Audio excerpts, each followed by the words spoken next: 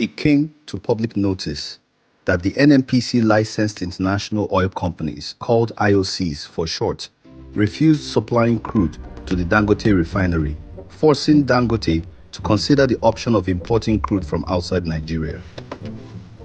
Eventually, Tinubu, the Minister for Petroleum, was forced to come public with his stance. He directed the NNPC to start supplying crude to Dangote, but in Naira.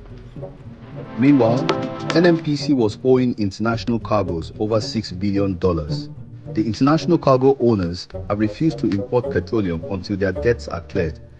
So NNPC was reportedly broke and unable to import enough petrol for national consumption. At this point, the NNPC was forced to look the way of Dangote Refinery to refine locally. The NNPC began talks with Dangote, and on the 2nd of September, Dangote Refinery revealed that they had signed a deal with the NNPC. The only information Nigerians could get from the deal was that NNPC will be the sole buyer of Dangote Refinery petrol. It then looked like the NNPC wanted to monopolize the supply of crude, as well as the distribution of Dangote's petrol, just as they have monopolized the sale of crude and the importation of petrol in Nigeria. Meanwhile, NNPC had claimed to have deregulated the downstream sector, which allows private players to buy and distribute petrol locally. That would see Dangote Refinery operate on a willing buyer, willing seller basis. As expected, the deal met with sounding backlash and rejection from Nigerians. It spells worse doom for Nigeria's oil sector and economy at large.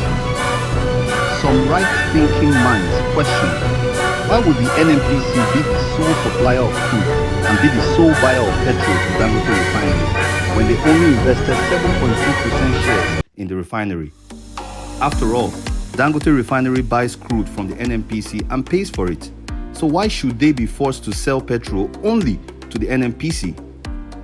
What is NNPC's motive for wanting to take charge of particularly the supply of petrol from Dangote Refinery, when the refinery is permitted to sell to retailers, fuel station owners, as specified in the Petroleum Industry Act, PIA?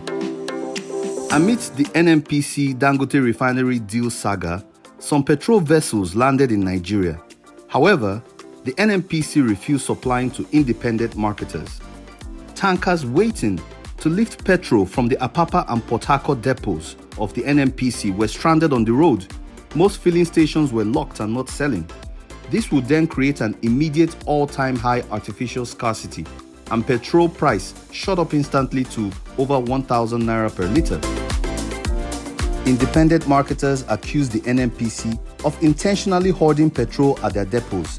They said that over 2,000 tankers were waiting to be loaded, but the tickets they purchased for the petrol since about a month hadn't been cleared.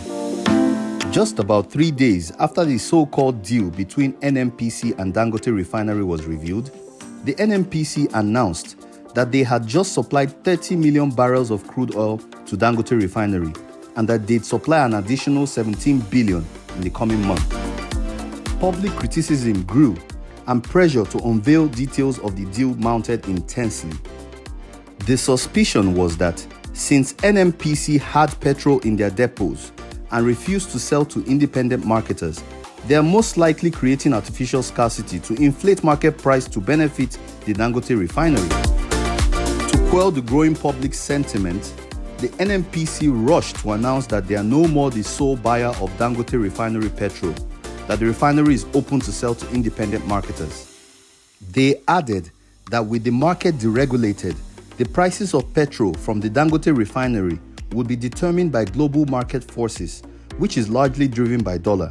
So based on these realities, Dangote Refinery will fix the price they sell their petrol by themselves. But their claim didn't add up. 1. Tinubu ordered that NNPC should sell crude to Dangote Refinery in local currency, Naira. 2. The refinery is refining locally in Nigeria. 3. They're selling locally to Nigerians. So it makes no sense claiming that global market pricing exchange rate, dollar, would solely drive the price of petrol in Naira from the Dangote Refinery.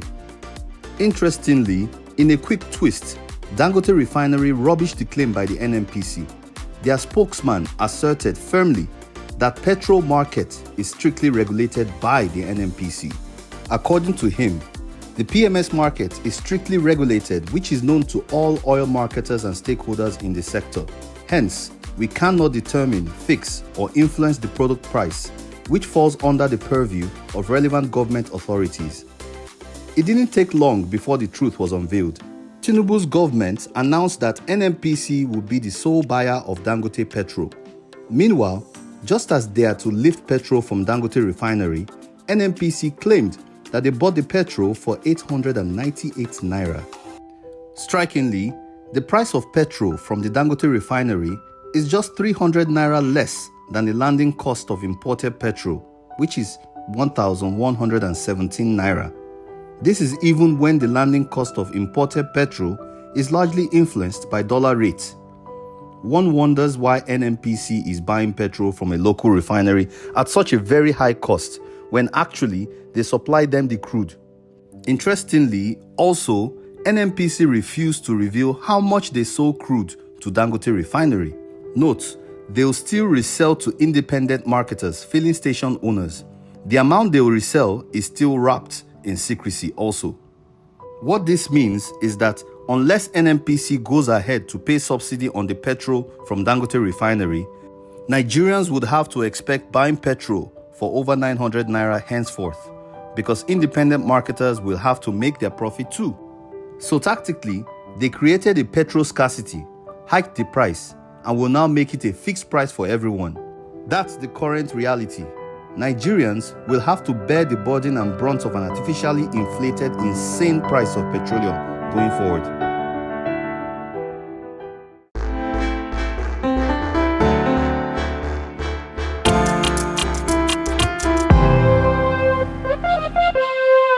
Frilife Media.